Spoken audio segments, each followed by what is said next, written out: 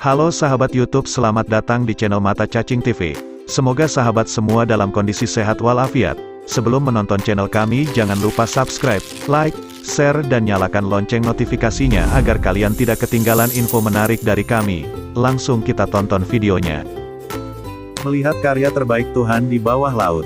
Kita sebagai manusia haruslah bersyukur atas apa yang kita terima saat ini, baik itu rejeki udara yang kita hirup, makanan yang kita makan maupun rizki di luar kemampuan kita. Melihat itu semua, hendaknya manusia terus berusaha dan bekerja keras dengan skill dan kemampuan yang kita miliki saat ini. Kita akan mengambil pelajaran kehidupan di laut.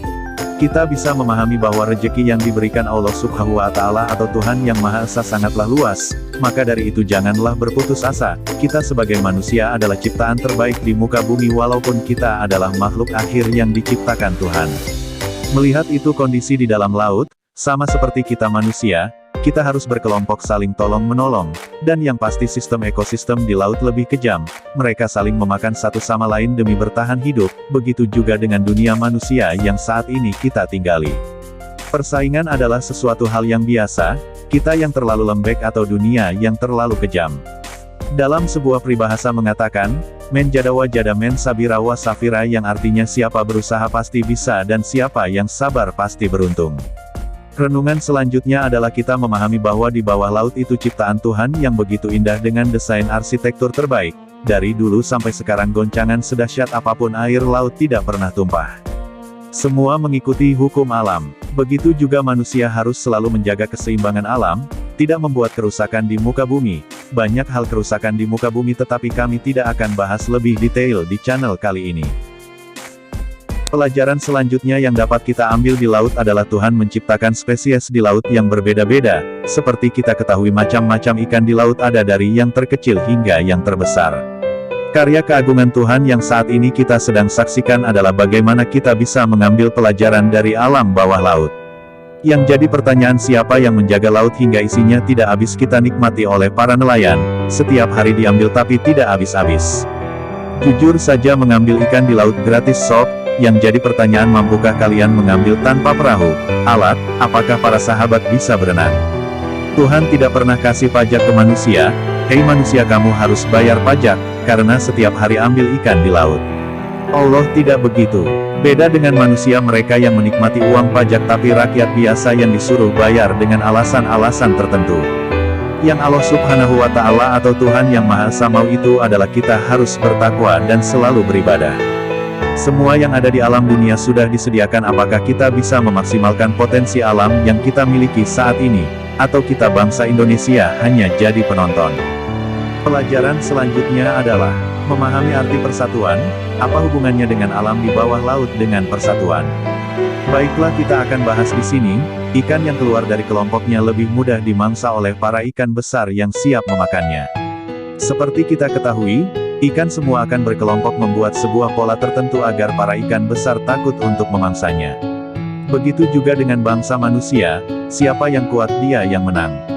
Akan tetapi konsep kemanusiaan bukan seperti dunia ikan dan perbinatangan yang buas dan kejam. Bedanya, dunia manusia lebih berakal dibandingkan makhluk-makhluk lainnya. Manusia hebat di mata Tuhan bukan mereka yang tinggi jabatannya, banyak hartanya, banyak istrinya, semua itu tidak akan berlaku. Jika manusia sudah masuk alam kubur, hanya ketakwaan yang berlaku untuk kita bawa, takwa dalam arti yang luas loh ya. Dunia manusia dan dunia bawah laut mempunyai sisi persamaan dan perbedaan. Disitulah manusia harus berpikir karena memiliki akal dan pikiran yang bisa digunakan untuk memahami dan merenungi itu semua. Pelajaran selanjutnya adalah tentang keilmuan. Seperti dalam sebuah hadits qudsi, ilmu Tuhan itu lebih banyak dari apapun, walaupun air laut yang jadi tintanya manusia tidak akan sanggup menandinginya. Kita manusia hanya diberikan sedikit ilmu. Pelajaran selanjutnya, pernahkah kita berpikir, siapa yang memberikan informasi kepada para ikan agar mereka harus menyembah Tuhan Yang Maha Esa? Jika ada pengumuman baru dari Tuhan Yang Maha Esa, bagaimana cara ikan mengetahui info tersebut di alam laut? Pernahkah kalian berpikir demikian? Malaikat apa yang menjaga air laut? Apakah laut dan isinya dibiarkan begitu saja tanpa ada yang menjaga? Dan itu amat mustahil, jika tidak ada menjaga. Jika air laut tidak dijaga maka para iblis bisa sesuka hati menghancurkan bangsa manusia dari sifat kedengki dan iri hatinya.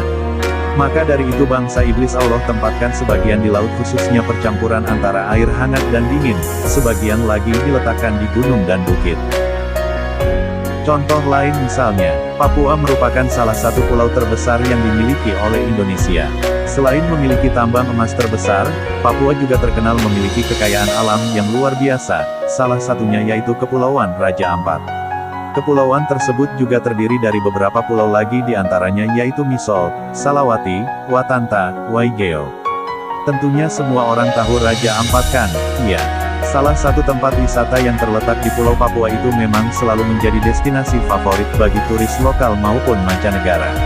Pesona dan pemandangannya juga tak kalah dengan pantai-pantai yang ada di Pulau Bali. Meski banyak orang yang mengatakan jika ke Raja Ampat biayanya lebih mahal daripada pergi ke luar negeri, namun keindahan yang ada di kepulauan tersebut tak ada yang bisa menandinginya. Tidak hanya pulau dan pantai saja loh yang bisa kalian telusuri, namun keindahan bawah lautnya juga patut kalian telusuri. Ada banyak makhluk hidup yang hidup di laut tersebut, bahkan hewan-hewan langka yang belum pernah kalian jumpai secara langsung, hidup di dalam sana. 1. Menemukan spesies bintang laut yang besar di salah satu tempat yang bernama Mansuar, Musmansar. Raja Ampat ini bisa kamu datangi ketika sedang berwisata ke Raja Ampat, Papua. Bahkan jika beruntung dan datang pada saat cuaca yang sedang cerah, kamu akan melihat pemandangan alam seperti yang ada pada foto tersebut, seperti laut yang begitu jernih, serta langit berwarna biru muda. 2. Bertemu dengan ikan parimanta. Ada hewan yang paling ditunggu-tunggu oleh para penyelam saat menyelam di Laut Raja Ampat, Papua, yaitu ikan parimanta. Karena ukurannya yang cukup besar dan tergolong hewan langka, tidak heran jika banyak orang yang ingin bertemu dengan ikan tersebut.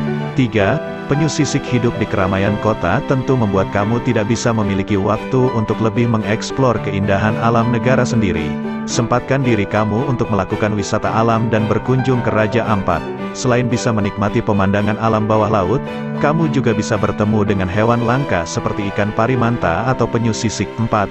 Ikan kakatua, parrotfish. Selain terdapat ikan parimanta dan penyu sisik, di bawah laut Kepulauan Raja Ampat terdapat ikan kakatua yang juga tergolong langka.